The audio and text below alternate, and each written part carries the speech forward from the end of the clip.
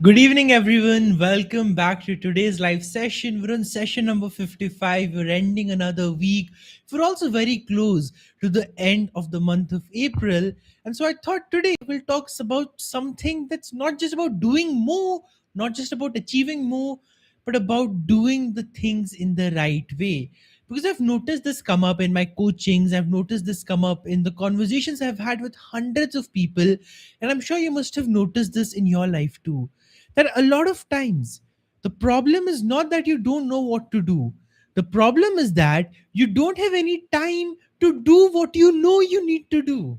It's like there's 100 different tasks out there, there's 1,000 different things you could do, and through that you're trying to find out what's important, what's not, but you're losing the most important resource of your life, and that is time. So every day you're overwhelmed, you're busy, you're worried, you're tense, but are you moving forward? No, you're not. Every day you're at your workplace, your boss is pressurizing you to get more things done, to perform better, to deliver more. And in your mind, the only image that has now become is the more I deliver, the more work comes to me. The more I deliver, the more work comes to me. And you're constantly overwhelmed at work. At home, for a lot of us, the problem that has happened is we're overwhelmed by so many different things to do, so many different relationships to manage, so many different connections to take care of. And then in that, add to the fact the importance of taking care of yourself and relaxing and rejuvenating. And you know what's the funniest thing that has happened? This makes me laugh so much when I think about it. But the funniest thing that has happened is self care and relaxation have become another item on the to do list for people to check off. And if they've not checked it off, they're feeling overwhelmed because of that. But if you think about it, isn't the whole purpose of relaxing and taking care of yourself defeated if that also becomes a task that overwhelms you? And yet, for a lot of us, that's the reality. For a lot of us, that is a problem, a barrier, a challenge. But the constant sense of dread and overwhelm that fills our workdays and our weekends is gradually, but definitely sucking away the life in us. And the way and here's what I mean by that, the way we recover from that soul draining, energy draining mode is to escape. And I'm sure you'll relate to this too. Why is it that we have such a strong desire to go out somewhere every single weekend? Like, no matter what happens, I just want to go out. I want to go for a drive, or I want to go somewhere, do some shopping, eat outside, go to this place in nature. But I just want a break from home and a break from work. Why do you think that happens? Because throughout the week, from Monday to Friday, home and work are such overwhelming and negative environments that mind is like, oh, I need the break. I need it. I just cannot live without it now. So it needs the escape to feel relief. Now, I'm not saying there's anything wrong with going outside every weekend. That's not what I'm saying. But think about it this way now. What if you're an entrepreneur and you're trying to build a business, and you're trying to scale further, and Monday to Friday in your office, in your business, you're doing a lot of things, you're firefighting, there's a lot of problems to take care of. And the only time you have to work on strategy, to work on success, to work on growth is to take out some time on your weekends to learn to make it happen. But if rather than feeling excited to learn, all your mind is attuned to is the escape, escape, escape, escape, escape, essentially, by trying to balance your life out, by trying to tick off another task on the to do list that I've relaxed and I've gone out for the weekend, you're sabotaging your own growth, you're sabotaging your own progress. Now, again, this is all subjective. I gave you this example, but what I want you to understand is this is a surface level solution to the overwhelm we feel running away. Now, what's another way we run away from the overwhelm and from this dread and from too many things to do that we have on our heads? Scrolling, Netflix, digital content consumption, or TV, or for some people, reading books, whatever it may be, but essentially a form of entertainment that takes your attention away from the current problem and from the current solution. Now, before you get me wrong, before you say, oh my God, here comes another one of those people who are against watching movies, who are against fun, who are against doing things that you like. No, I'm not that person. Personally, I'm not a big fan of movies. I'm a big fan of books. As you can see from behind me, I'm a very, very, very big fan of music. I guess I have 1,300 songs in my playlist. So you can imagine just how much music I love listening to. So I do have fun in my life in the form of that entertainment and art as well. But here's the thing, if it becomes an escape every day from your life, is that healthy for you? Yes or no? You know the answer as well. It is no, because there are things to focus on, there's a life to live, there's experiences to have. But if you just, the moment you get silence, the moment you get awareness, the moment you are like, finally I'm off, your mind instantly goes to the phone, your mind instantly logs on to Netflix, your mind is instantly on YouTube.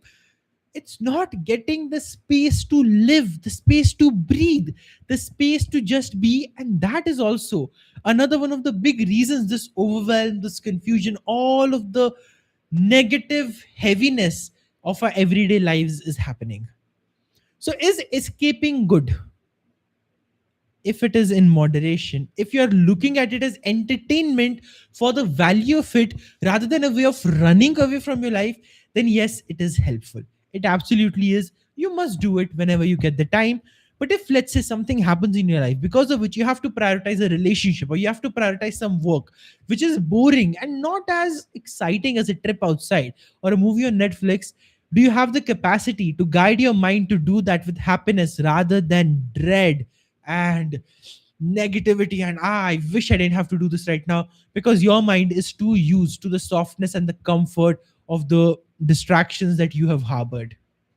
That's the distinction.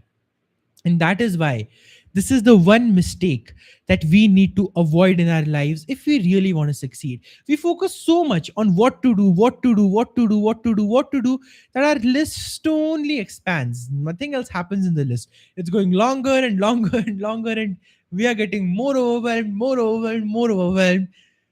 But the thing is this, if you can stop the wrong actions, you will be amazed at how fast you recover and how much more time frees up to actually do the things that you want to do. And the very first action is to learn and to be able to discern between escaping and actually living. It's a very important conversation. And I want to give an example to really help you understand what I mean by this.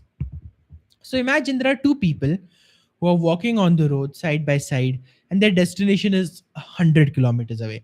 So they have a long way to walk. They have a lot of things to do, right? There's challenges, there's barriers.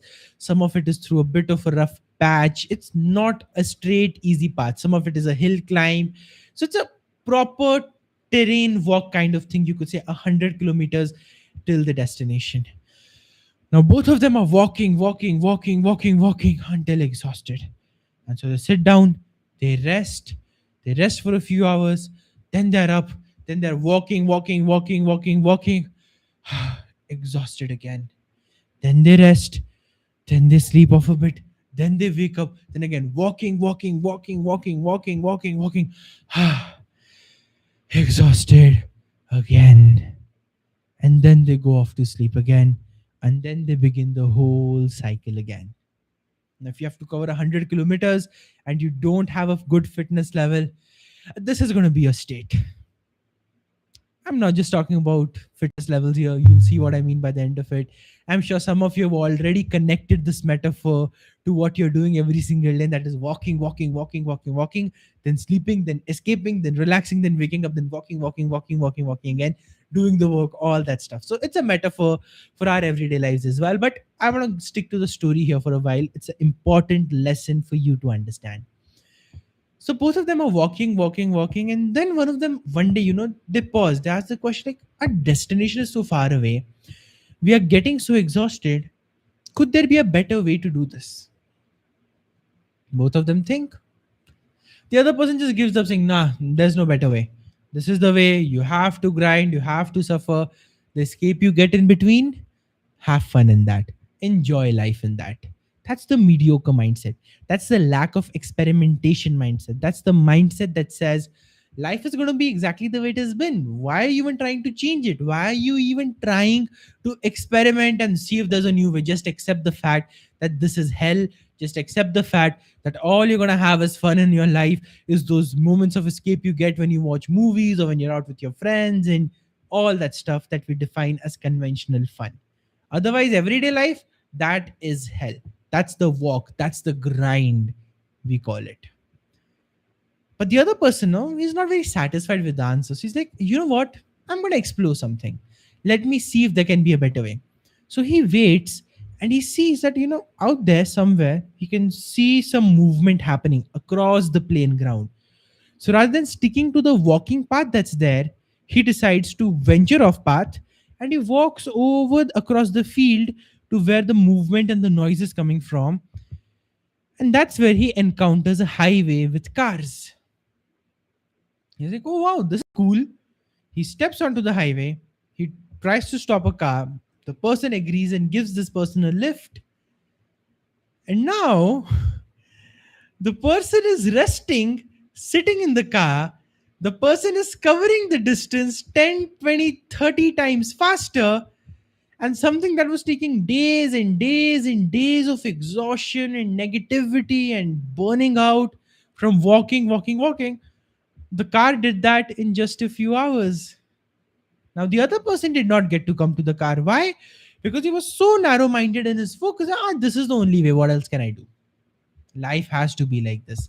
Life has to be the suffer. Just enjoy those few moments that you get to live, to have fun, to actually experience life. Well, what if I told you that's the limiting perspective? What if you stop chasing the escape and you start loving the work, you get into a car where you are less exhausted, you are doing way more, you are achieving way more, and you're way happier than ever before. Sounds like too good to be true, but it is not. That is what all achievers have unlocked. But the way they've unlocked it is they've said no to mediocrity today. They've said no to the conventional path that exists, which tells them to just work, then rest and party and play. And that conventional idea of 9 to 5 and then relax and then start the 9 to 5 again, they reject that. The high achievers know life cannot always be a perfect balance. So they learn to fall in love with the work itself.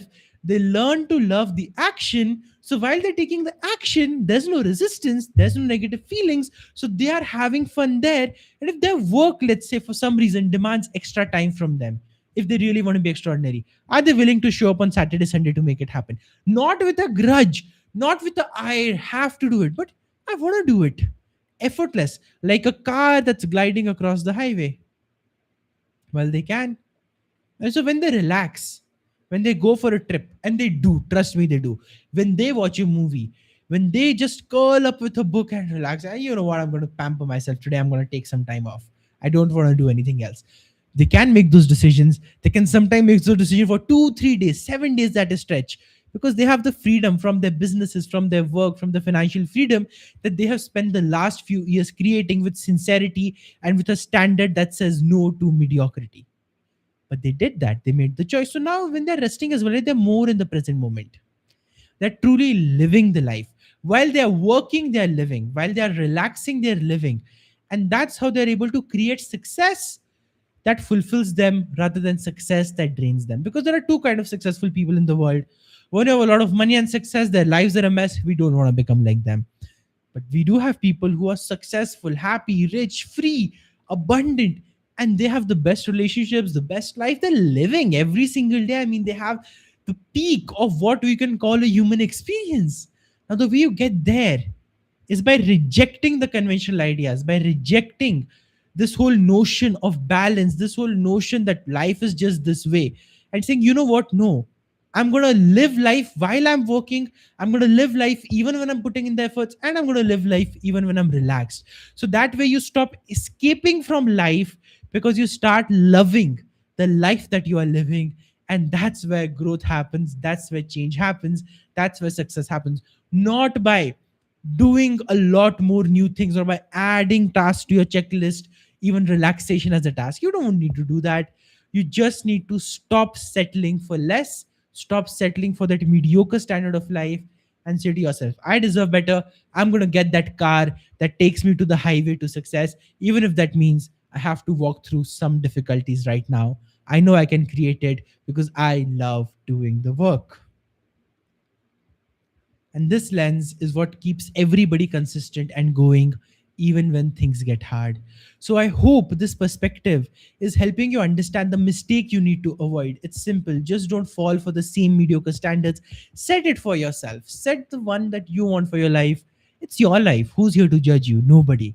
So create that, live that, be that, and you'll be amazed at how fast life changes and how fast your dreams become your reality.